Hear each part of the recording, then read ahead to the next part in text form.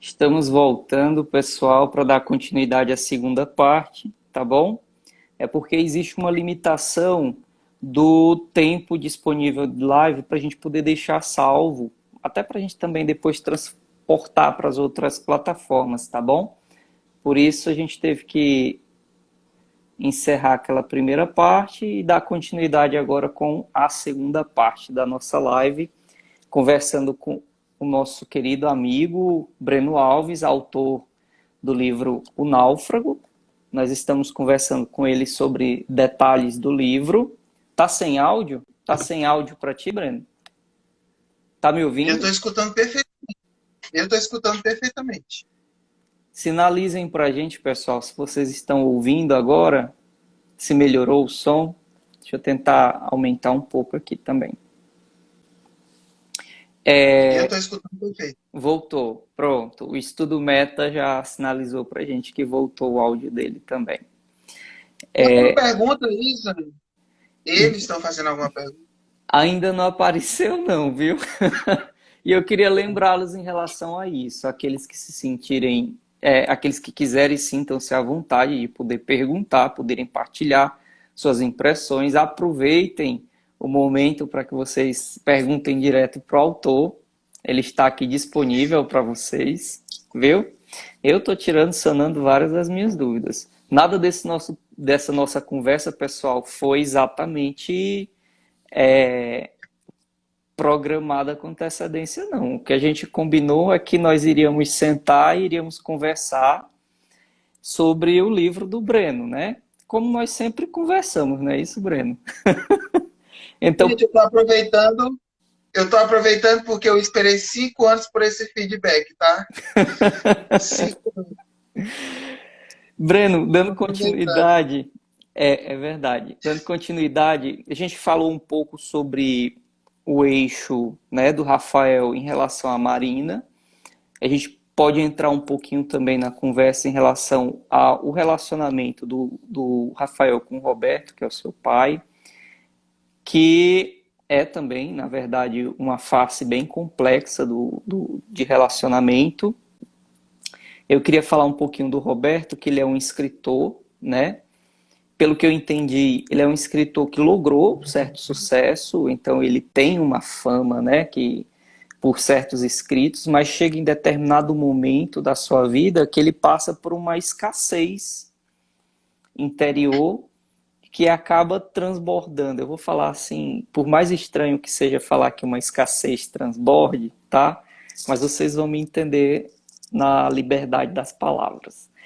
Que acaba transbordando sobre a sua produção literária. Então ele vive um período de aridez muito forte, muito intenso. Tem até um capítulo do livro que a gente acompanha umas críticas literárias, né, em relação à produção dele, e eu me lembro bem que tem uma frase que diz que parecia-me que ele escrevia agora apenas para pagar as contas, né, como quem cumpre tabela, e havia uma ausência de vida, né, nos seus textos, que na verdade a gente descobre que era a ausência de vida que existia nele mesmo, né? Ival, só assim para tu me ver. A gente vai combinar, viu? A gente se encontrar. Deixa essa pandemia acalmar um pouquinho mais. Ei, mas em relação ao pai do Rafael, eu achei muito forte o capítulo que o Rafael acompanha o seu pai ao médico para que ele pudesse ter o diagnóstico da doença, né? Ele tinha adoecido, claramente, o Rafael percebia que ele estava doente. E toda aquela cena, né, na sala de espera do consultório, ela é uma cena silenciosa e ao mesmo tempo com muito barulho, né? O barulho ele é ensurdecedor, o silêncio ele é ensurdecedor porque ele transmite muitas informações. O pai do Rafael, para mim, comunica muito aquela história do perfil do homem sertanejo. Eu sei que ele talvez não fosse do sertão, mas nordestino que era, né? Todo nordestino carrega um pouco dentro do seu sangue essa questão do homem sertanejo. Se eu não me engano, Euclides da Cunha, né? Euclides da Cunha fala: o sertanejo, antes de tudo, é um forte. E aquela cena dele, né, turrão, como quem fecha todos os seus sentidos, todos os seus sentimentos, toda a sua dor dentro de si, para que as pessoas ao redor não percebessem, para que as pessoas. Tipo, a forma que eu tenho de lidar com o meu sofrimento é encerrando ele dentro de mim, que é uma coisa completamente alheia ao processo terapêutico. Mas, enfim, eu acho que é um traço da personalidade do homem que tenta ser forte além daquilo que é possível. Fala pra gente um pouco, Breno, sobre essa experiência, né, de relação que é silenciosa e ao mesmo tempo muito ruidosa entre o Rafael e o pai dele, o Roberto.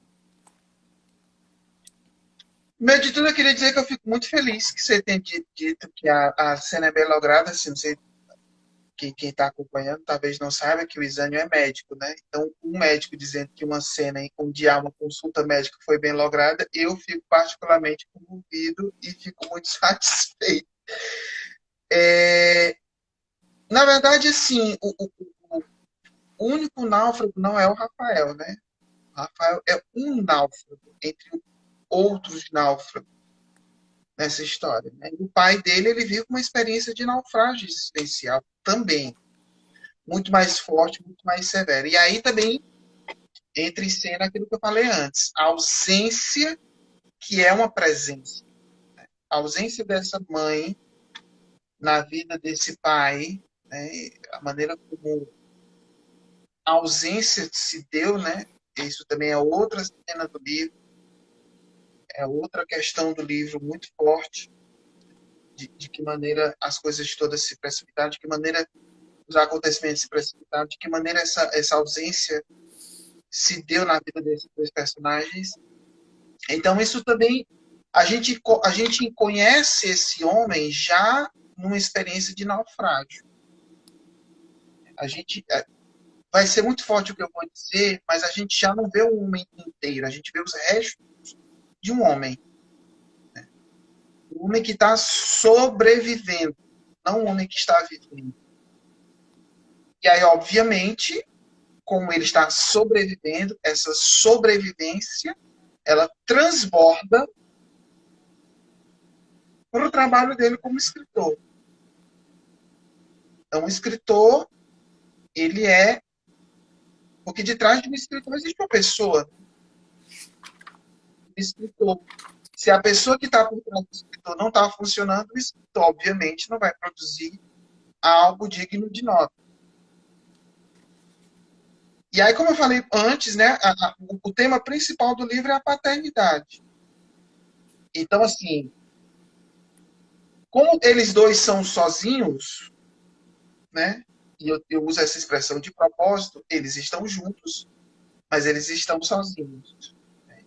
Eles vivem numa mesma casa, mas não compartilham uma vida em comum verdadeira. É aquela experiência de eu morar junto com outra pessoa e chegar num determinado momento que eu estou brincando de esconde-esconde com ela. Que eu não consigo alcançá-la e ela não logra me alcançar mais. Então, vivemos duas solidões compartilhadas, uma mesma história. E esse acontecimento da doença para o Roberto é o detonador da reconciliação, de uma união, de um diálogo, de um contato. E essas solidões, esses silêncios, eles são forçados, por força das circunstâncias, a interagirem. E é dessa interação que se dá meio que alquebrada, que vai ser o motor para eu falar a respeito de como é difícil, né, essa relação entre pai e filho. Como é difícil uma relação estándar entre pai e filho, ainda mais numa situação como a que o livro conta, né, de duas pessoas que vivem em situações realmente muito difíceis, sob o peso dessa ausência que é presença. Interessante, Breno. Eu também outra coisa que eu destaquei é que o Rafael ele percebe, né, todas essas dificuldades, todas essas durezas naquilo que existia ainda, os restos do ser, né, do seu pai. E ele destaca como o Roberto sendo uma criatura que era muito orgulhosa para poder admitir, né, suas fraquezas, as suas dores, os seus enfrentamentos, para poder partilhar com alguém. Mas ao mesmo tempo eu fui percebendo o Rafael falando de si mesmo, e ele meio que se compara com o pai em alguns momentos. Ele fala: eu menos forte e menos orgulhoso que ele, né? Mas ao mesmo tempo que você fala, eu sou menos forte, eu sou menos orgulhoso que ele, eu consigo elaborar um elemento de identificação, né? Como quem diz, embora distantes, existem elementos do tipo tal pai, tal filho, né? Então, ele via um pouco do pai dele, da vida, da experiência de solidão, né? Da vida do pai dele nele mesmo. E ainda junto disso, eu queria destacar que, para mim, eles haviam desenvolvido uma forma particular de comunicação. Assim, era um silêncio absoluto, né? Eles não usavam palavras, nem usavam gestos dirigidos um para o outro, normalmente, né? Mas era uma comunicação indireta, subentendida, né? Tipo, eu imagino o que ele está sentindo e toma aquilo como verdade, o outro também imagina e vai.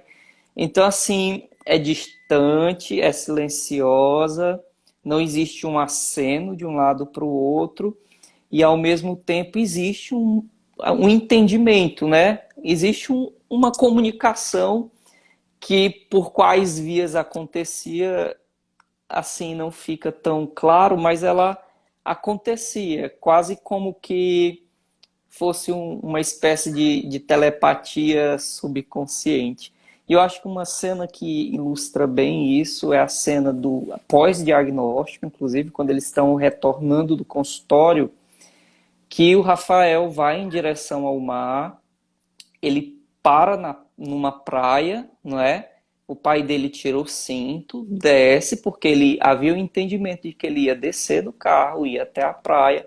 Ali diante da praia, sentindo a areia nos seus pés, ele tem um momento dele, o Roberto tem um momento dele, o Rafael, ao mesmo tempo, ele engole o choro e vive o entendimento daquele momento, né? Dentro do carro. E quando o pai dele entra, que bota o cinto, ele entende que é o momento deles partirem. Então, é loucura da minha cabeça de leitor que andou tentando perceber coisa onde não existe, ou tu concorda que existe uma forma? Mas isso acontece em quaisquer relacionamentos, né? Entre amigos acontece isso, né? Entre marido e mulher, entre pai e filho, entre mãe e filha. E eu diria até que até em relacionamentos, digamos assim, mais formais. Por exemplo, se você trabalha com uma pessoa e você tem mais ou menos uma ideia de como é o gênio daquela pessoa e as atitudes que ela normalmente toma diante das circunstâncias em que ela vive, você percebe quando ela está diferente, você percebe quando ela está triste. Ainda que você não tenha uma intimidade com ela, você se dá conta, não, fulano hoje está, sei lá, triste ou zangado, ou metido com as suas coisas, enfim. Se isso acontece em relacionamentos que são mais formais, vamos dizer assim, digamos assim, mediados por circunstâncias ou profissionais, ou sei lá, as pessoas são vizinhos, não sei. Tu imagina uma relação onde as pessoas são íntimas, né? Porque existe uma intimidade entre o pai e o filho, né? E ainda mais mediado por uma tragédia, né? Mediado por uma questão profunda, como a que aconteceu entre eles dois. Então aí também tem toda uma questão de luto, tem toda uma questão de sentimentos que não foram explanados e que ficaram represados. E não existe sentimento totalmente represado. Esse sentimento ele espraia de alguma forma. Esse sentimento ele espraia de alguma forma, nem que seja através do silêncio, porque o silêncio fala. Não existe coisa mais eloquente no mundo do que um silêncio, principalmente um silêncio prolongado. Mas para mim era muito importante também que as pessoas soubessem que, apesar de tudo, apesar de serem duas almas alquebradas, havia amor nesse processo. São duas pessoas que se amam, apesar de tudo.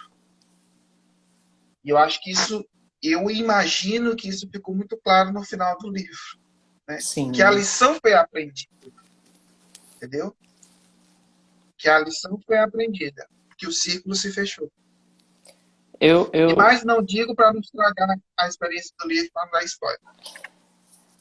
eu lembrei muito quando eu estava lendo sobre essa parte, Breno, porque tinha uma frase que meu pai falava para mim. Meu pai não era um grande intelectual, ele era um homem que tinha a sabedoria própria que a vida permite, né, que a gente tenha, e que talvez seja a sabedoria prática mais usual. Prática usual ficou legal, mas enfim. E ele me tinha uma frase que ele dizia assim: Zânio, quando duas pessoas que se amam brigam, o que está acontecendo é que elas estão se negando o direito de serem felizes, né? Tipo, você ama a pessoa A ama a pessoa B. E elas têm a certeza desse amor. Quando elas brigam, elas só estão se negando o direito de serem felizes, porque o que deve predominar é o amor entre elas, não é? E isso ficou para mim muito claro e doloroso a princípio, né? Até eu alcançar aquele processo de cura interior que vai acontecendo ao longo do livro, né? Que você vai percebendo uma maturidade que visita, enfim, é um processo doloroso, não deixa de ser, né? Em relação a isso, eu queria falar só sobre, sem entregar muito sobre o que acontece, tentando não entregar, né? Que eu estou me esforçando aqui para não entregar os detalhes da história. Tem um evento que é bem marcante na história do livro, a partir do qual você vai entender por que, que o Breno fala para gente que o livro gira em torno de três eixos. Um dos eixos é a Marina, a relação dele com a Marina, que a gente já conversou. O segundo eixo é a relação dele com o seu pai, com o Roberto, que a gente também já conversou até agora. E o terceiro eixo a gente já até pincelou muito, sobre a relação do Rafael com a lembrança da sua mãe. Então você entendeu, né, para bom entendedor, meia palavra basta, que a mãe do Rafael aconteceu alguma coisa com ela e ela não está presente ali na história, né? Mas a forma do que acontece com a mãe do Rafael, naquele momento em que ela se encontrava, digamos assim, brigada com o pai do Rafael, com o Roberto, é algo que soma uma dramaticidade, sabe? Que você fecha o livro e para pensar, né? Meu Deus, aconteceu da pior forma possível, né? E ele que já vivia uma crise, passa a viver uma crise três vezes maior. E aí eu entendi quando tu falou assim, não, é porque quando a gente conhece o pai do Rafael, na verdade, já após todos esses eventos, o que a gente está conhecendo são os destroços de um navio que naufragou, né? E pela arrebentação das ondas contra aquele casco que estava afundando, foi se partindo, se partindo, se partindo. Então você só conhece os destroços. Essa inspiração dramática é algo muito específico, né? Mas a forma como a mãe do Rafael, ela não saiu de cena, mas a forma como ela foi para um outro nível da cena, né? Para ti foi algo assim que foi desde o começo, tu sabia que ia chegar nesse ponto ou foi algo que também foi se construindo? Isso, obviamente, foi sendo construído. A própria cena, ela não estava na minha cabeça no início. Tu sabe que eu Ela não estava na pensei minha cabeça. quando eu ia lendo, gente, eu vou ter que falar que ela morre, tá? Para eu fazer essa pergunta, eu tenho que falar que ela morre. Mas à medida que eu fui lendo o capítulo, logo nas primeiras linhas eu saquei que ela ia morrer, porque eu já tinha lido antes os outros capítulos e você já percebia a ausência dela, ausência. Então você saca que ela morre, né? Você pode não saber como, mas ali você descobre. E quando eu comecei a ler toda aquela coisa do trânsito, eu disse, o Breno tá com dificuldade de matar essa mulher. Fala pra mim como foi isso, Breno. Foi construindo ao longo do capítulo mesmo? Não foi, não, na verdade, não teve nenhuma dificuldade. Na verdade, não houve uma dificuldade. Na verdade, eu. Porque, assim, a maneira como, como eu falei antes, a maneira como o pai e o filho começam a lidar um com o outro, essa relação era marcada por uma tragédia. Então, ela não poderia se dar de uma maneira que não fosse trágica. Então, o elemento do trágico nessa história, ele precisava estar presente, né?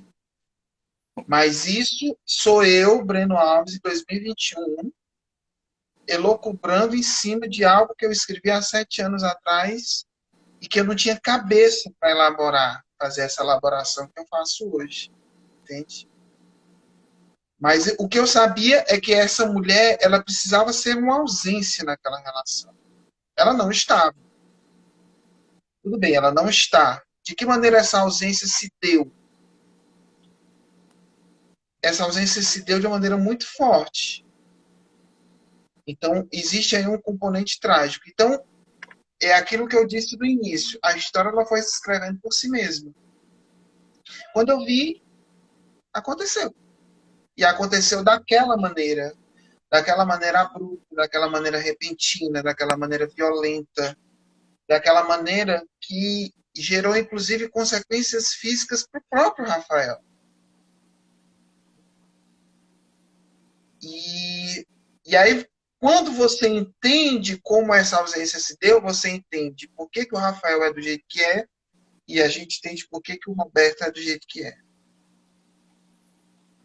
Mas é como eu te falo, não existe uma elaboração. Enquanto eu estou fazendo isso, eu não tenho nada elaborado. Eu não tinha um Excel na minha frente. Não, no capítulo X vai acontecer isso, e vai acontecer aquilo, e isso vai ser dessa forma. Jorra, aparece. Entendeu?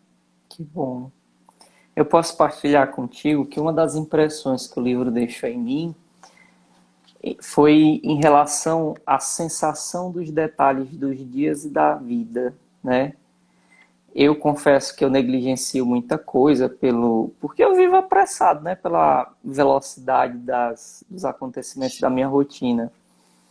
E à medida que eu ia lendo e ia percebendo, né, o olhar do Rafael, percebendo coisas pequenas do detalhe, tipo a forma como a luz entrava no quarto, como ela iluminava a casa, como as cortinas elas meio que balançavam ao sabor do vento, a forma como interage a pele com a água do mar, a salubridade.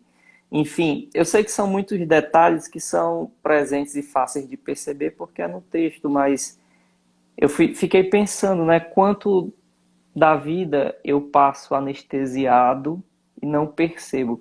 E eu gostaria, e o livro deixou esta impressão para mim de que eu preciso abrir mais meus olhos para as coisas que me acontecem, mesmo essas coisas, esses detalhes, essas coisas menores, entendeu? Não que eu queira ter ciência, né, de tudo que está ao meu redor, né, da densidade do... Não, não é isso. Eu quero dizer que eu gostaria de não viver os extremos, nem ver tudo, nem perder tudo. Isso para mim foi uma experiência muito preciosa com o texto e eu queria compartilhar com vocês, viu? Talvez vocês, quando forem ler também, terão essa experiência. E caminhando mais um pouco, Breno, a gente vai percebendo, você já até nos antecipou, né, sobre o movimento cíclico em relação à história, né? Então a gente percebe que ela começa e termina no mesmo cenário, com um evento muito parecido. E esse aspecto cíclico da história, que você também nos antecipou que ele tenta simular, né, procura simular de uma maneira muito feliz o movimento cíclico do próprio mar, né, sobre a areia. E eu percebo também como um movimento cíclico em relação às experiências humanas, né? Existem frases famosas que falam muito sobre isso, sobre a forma como o tempo passa e os homens se repetem, né? Então, as experiências elas também se repetem. E eu também achei que o texto ele é uma lição muito preciosa nesse sentido de trazer essa mensagem à tona de que as experiências se repetem, mas que existem certos elementos que nós possuímos o poder de decisão para modificar os desfechos, né? Então, a experiência que o Rafael teve com seu pai, ela precisou ser curada, precisou passar por um processo de cura, e uma vez curado, o Rafael pôde ter uma outra experiência futura, né, na qual ele não transbordava o que de ruim ele tinha experimentado, né? Fala pra gente um pouco sobre isso, sobre esses ciclos. Toda a experiência que nós temos na vida, eu sempre penso que a vida da gente é uma sucessão de oportunidades. Né? Todas as experiências que nós temos, as experiências a nível profissional, pessoal, relacional, espiritual, social, toda a experiência que nós temos, elas são oportunidades. Oportunidades que podem ser aproveitadas e oportunidades que, inevitavelmente, pela nossa imaturidade, pela nossa incapacidade, pela nossa preguiça, elas podem ser também perdidas. Então, a vida ela é uma sucessão de oportunidades que vão se abrindo para você e você vai percebendo. Naquele momento, eu tinha acabado de sair de uma experiência de vida religiosa, eu estava animicamente destruído, pessoalmente destruído, mas eu tinha tempo e eu tinha uma história para contar. Então, eu aproveitei a oportunidade que eu tinha tempo de sobra para aproveitar esse tempo para elaborar a minha vida. Eu estava com 30 anos de idade, para elaborar a minha vida nesse momento e estabelecer um marco. Um marco a partir do qual a minha vida ia ser interpretada dali para diante. E, e eu tinha fechado um ciclo para começar outro ciclo. Eu vejo muito o marco na minha história de vida como um marco que fecha um ciclo e dá início a outro ciclo. Dentro desse contexto dessas oportunidades que aparecem na nossa vida, as oportunidades que nós aproveitamos e as oportunidades que nós perdemos, elas configuram o nosso cabedal de aprendizado. Eu perdi aquela oportunidade, se ela aparecer de novo numa outra configuração, eu não perco mais. Aquela oportunidade que eu aproveitei foi um ganho para mim. Então, outras coisas que vão derivar dessa primeira oportunidade, eu vou precisar também estar atento para que ela seja ainda mais enriquecedora e mais fecunda. Então, isso é o aprendizado que nós levamos para a nossa vida. Aquilo que nós perdemos e aquilo que nós ganhamos. Porque ou eu ganho ou eu aprendo. Não sei se está dando para entender. Sim, Então, isso é o que eu experimentei naquele momento em que eu escrevi o livro e que, de alguma forma, também eu quis passar para o livro. E aí entra, mais uma vez, a questão de ser um elemento terapêutico, o livro como um objeto que me permitiu fazer um caminho terapêutico de cura e também um itinerário de autodescoberta, não somente do personagem principal, mas do próprio autor do livro. Então, tudo isso está imbricado, tudo isso está relacionado. O autor, o personagem, os personagens entre si, todas essas realidades estão imbricadas. E aí, disso tudo é que a gente vai fazendo a obra surgir e se tornar o que ela acabou se tornando. E o caráter cíclico é porque a gente acaba na nossa vida, principalmente nessa questão geracional, né? A gente acaba muitas vezes repetindo as mesmas categorias vitais que foram as categorias nas quais nós fomos criados. Nós fomos criados por pessoas que foram criadas por outras pessoas que foram criadas por outras pessoas. Família é isso. Família é passagem de bastão. E cada passagem de bastão é um ciclo que se abre e é um ciclo que se fecha. Então, isso tudo tem a ver também com a dinâmica em que as relações familiares elas vão sendo construídas e vão sendo estabelecidas na vida de cada pessoa. Eu sou o somatório de tudo aquilo que os meus pais, avós, bisavós, trisavós, tataravós viveram há dezenas, centenas de anos antes de mim. Eu sou fruto desse processo. E cada pessoa que vai nascendo dentro desse processo é um ciclo que se fecha e é um ciclo que se abre. Trazendo a cada geração que aparece todos esses aprendizados que surgiram das oportunidades que foram ganhas, foram perdidas. Uma coisa que eu posso falar, a gente se encaminhou, nós chegamos a 1h30 de live já, mas eu queria falar sobre mais uma coisa, antes de nós encerrarmos, é que o Rafael do final do livro, para mim, é um personagem...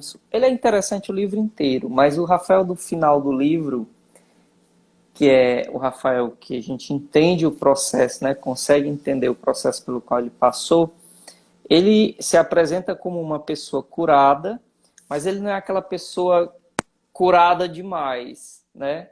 Ele não é aquele chato que é super curado, tipo, eu não me importo com isso, eu sou curado. Eu não me importo com aquilo, eu sou curado. Não, ele reconhece as dores, ele vê aquelas pontinhas de saudade, aquelas pontinhas de tristeza, mas ele tem uma nova reação, né? Uma nova ação diante dessas coisas. E eu achei fantástico conhecer o Rafael como um personagem que tem um nível humano de cura. Não sei se eu estou me fazendo entender. Não é aquela cura angelical que sai daqui do plano da nossa carne, não. Ele é a cura possível, né? E isso faz dele um personagem muito interessante, muito bacana. Eu seria amigo do Rafael, viu? Fala pra gente um pouquinho, Breno, claro que isso acaba falando muito sobre o processo de escrita do livro também, que a gente já tão bem discorreu, mas sobre esse Rafael no final da história, o nível de maturidade que ele alcança, o processo de cura que ele alcança, e como isso transborda nas novas relações que ele tem também com os personagens novos que se apresentam ali pelo finalzinho do livro. Primeiro, assim, eu fico até constrangido de dizer isso, mas eu acredito que você, no fundo, já sabe a resposta a essa pergunta que você fez, porque você é médico. Me explica. Todo o processo de cura, ele traz em si as marcas do processo de adoecimento. Você, como médico, sabe disso mais do que eu. Uma pessoa que foi curada de um câncer, ela não é a mesma pessoa fisiologicamente falando, igual a que ela era antes do processo de adoecimento de câncer. Uma pessoa curada da tuberculose, da pneumonia, da Covid, né, já que a gente está no meio de uma pandemia, Tudo ela não é deixa alguma fisiologicamente. marca. Tudo fica gravado e impresso no corpo, fisiologicamente falando. Então, quando você fala que não é uma cura humana, porque a cura ela é isso. Ela traz marcas do adoecimento dela. Em todos os níveis, no nível físico, no nível espiritual e no nível psíquico. Ela não é mais a mesma pessoa que ela era antes de ter adoecido. Ela está curada, ela está livre da doença. Mas a doença teve um peso. E esse peso ele vai ser uma marca, ele vai ser a cicatriz. A pessoa foi operada. O que estava dentro da pessoa que era negativo foi extirpado, mas a cicatriz estava. A pessoa tomou, fez as sessões de quimioterapia, beleza. Fez todas as sessões, ficou curado do câncer, enfim. Mas a marca do catéter está lá. E vai ficar no organismo, no peito da pessoa pro resto da vida. Então, assim, não existe uma cura que não tenha essa dimensão do... E esse processo, ele vai ser fundamental para que, nesse processo de cura, a pessoa tenha essa humildade de reconhecer o caminho que foi percorrido, as dores que foram experimentadas e o processo de salvação, de redenção, de alívio que esse processo todo acarretou. Então, essa consciência do todo é que faz com que isso fique não somente aos seus olhos, mas aos meus e aos olhos também dos próprios personagens como algo efetivamente, eminentemente humano. Não é que você curou e esqueceu que ficou doente. Não, você sabe que você ficou doente porque você experimentou em si a doença. A cura é você ter conseguido ultrapassá-la, vencê-la. Isso não faz com que você esqueça dela. Isso não faz com que as marcas dela não estejam impressas na sua vida, na sua história para sempre. Então, o Rafael, no final do livro, ele não é o mesmo daquele que começou. Ele é outro Rafael.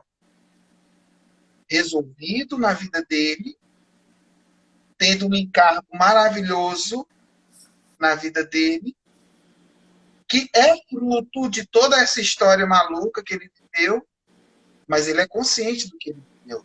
Tanto é que ele se deu ao trabalho de contar toda essa história.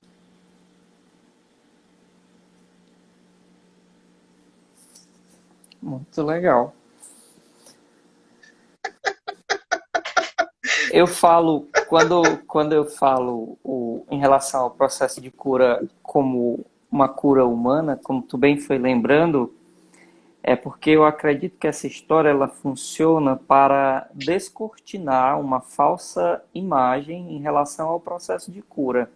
As pessoas elas imaginam, né, dentro dos consultórios médicos, mas dentro também dos consultórios psiquiátricos, da psicóloga, dos terapeutas, enfim, o processo de cura como sendo um processo instantâneo, que não vai demandar tempo, que não demanda um processo, e que era como se você colocasse simplesmente uma pedra em cima da história e esquecesse, e não é assim, né? Então, quando eu falo processo de cura humana, é como você explicou mesmo, demonstrando que existe realmente um processo e de que as marcas elas ficam, né, daquilo que foi vivido.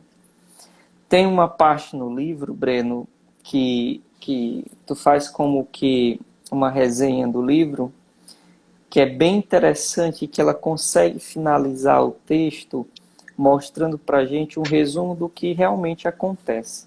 Você fala o seguinte: em relação ao mar, a cada arrebentação, nós somos impulsionados a mergulhar no interior da vida desse jovem e conhecer suas fragilidades e fortalezas. Ao final de tudo, tendo conhecido o segredo do oceano, teremos testemunhado a grandeza de sua vida e a beleza de suas descobertas. Só reforçando mais uma vez a tua impressão e a tua imagem do oceano em relação ao livro, em relação à narrativa, como sendo esse grande desconhecido, né? Formado pela vida de vários personagens e juntas esses vários microcosmos, né? Esses vários micro-oceanos se juntam para formar todo um macro, né? Todo um oceano maior. E o Rafael precisou bem mergulhar em si para poder entender as coisas que ele vivia e assim gerar uma história amadurecida, né? Descobrir as belezas daquilo que ele já tinha e a felicidade que era possível dentro dos seus dias naquilo que ele já tinha também. Quando eu estava lendo essa parte em específico do livro, eu ia pensando sobre como a gente costuma negligenciar, né, a nossa vida interior e voltar, porque assim, na verdade, para mim, assim como para você, vai parecer meio óbvio isso que eu vou falar, de que aquilo que a gente vive dentro de nós, né, nosso lugar de vida interior, ele não é só um refúgio, né, mas ele é onde a nossa vida verdadeiramente acontece e tudo isso que a gente percebe aqui fora, né, tudo que eu vivo aqui fora, na verdade, é um transbordar daquilo que eu já vivo aqui dentro, né? Então, tanto para mim quanto para você, isso é meio óbvio, mas porque nós temos uma outra grade formativa, né, que nos auxilia a ter esse entendimento.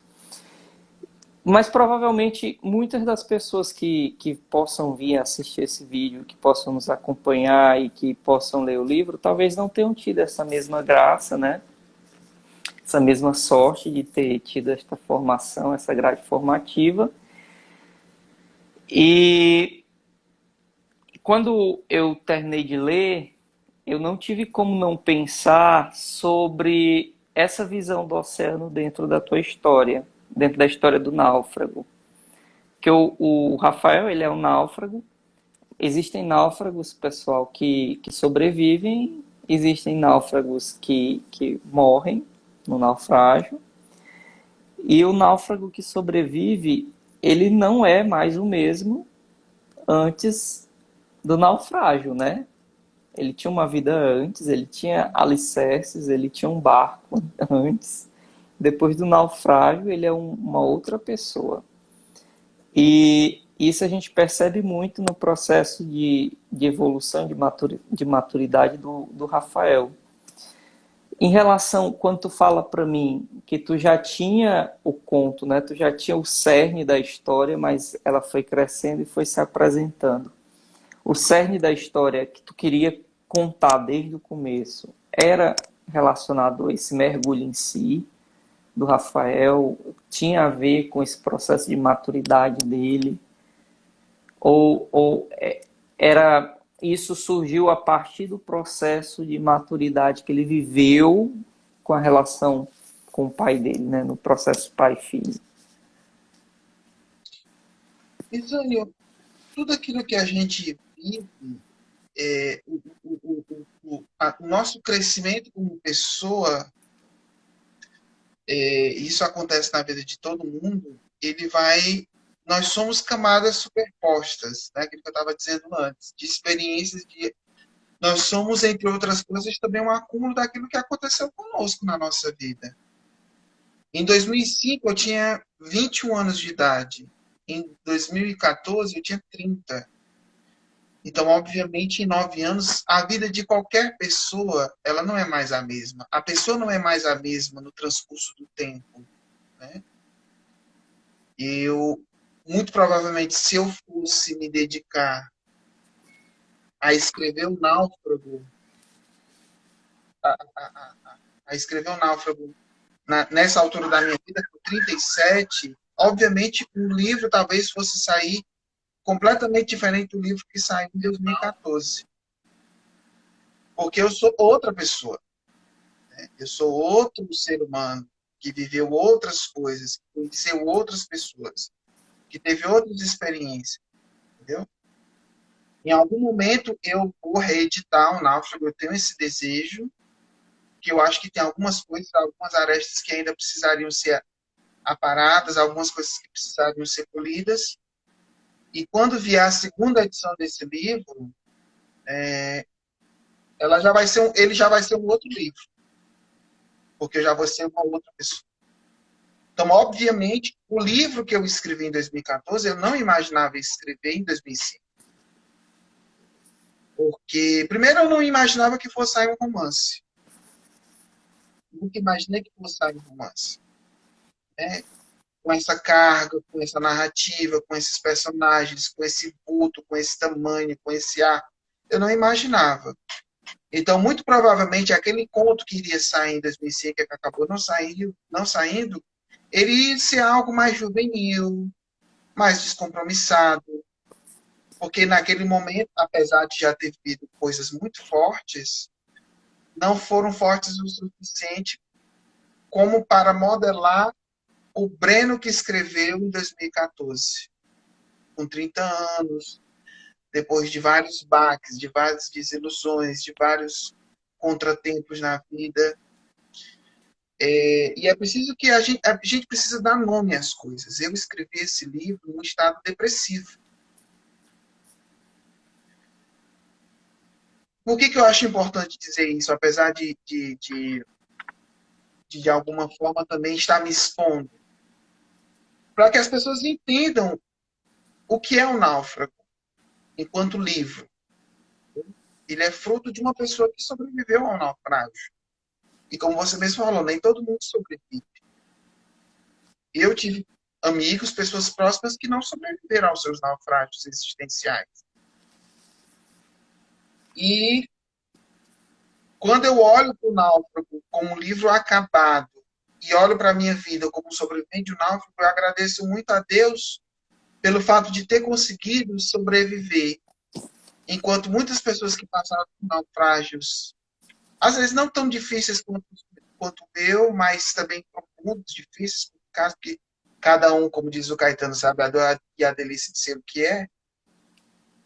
Muito embora não tenham sido de matizes diferentes, de formas diferentes, de profundidades diferentes,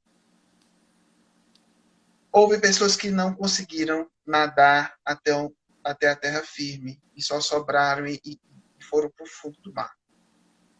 Eu agradeço muito a Deus por isso, assim. E o Náufrago, eu não sei quantos livros eu vou escrever na minha vida. Eu espero que sejam muitos. Mas ele vai ser sempre o meu livro mais importante. Porque eu acho que, primeiro de tudo, ele é um ponto fundamental no meu processo de amadurecimento pessoal. Ele é um marco. E segundo, porque ele me fez entender que eu escrevia, que eu era um escritor. E isso para mim foi muito difícil também. É muito difícil para dizer isso em voz alta, porque tem aquele melindre. Meu Deus, mas o que as pessoas vão pensar? Pode ser que soe muito arrogante, mas é o que eu sou, é o que eu faço. E hoje mesmo, quando eu estava na missa, eu me lembrava muito de Deus, eu tenho uma missão. E quem tem uma missão há de cumpri-la. Tem de cumpri-la. É chamado a cumprir. E o dom que Deus me deu é isso, de escrever. Então eu preciso colocar. Foi um chamamento, assim. Eu preciso escrever outras coisas. Eu preciso contar outras histórias. Eu preciso que essas histórias igualmente cheguem até as pessoas e possa fazer com que as pessoas reflitam, se identifiquem e tomem para si também como aprendizado, enfim. Que é o processo. É como diz o meu editor, né? Ele me disse uma coisa no dia do lançamento do livro que eu guardo para a minha vida. O livro só termina quando o seu leitor chega na página final. Aí o livro se completa. Porque o livro não é só o livro que saiu da minha pena, é o livro que você leu e elaborou no seu processo de leitura. Então o livro ali, somente ali, ele cumpre o seu objetivo.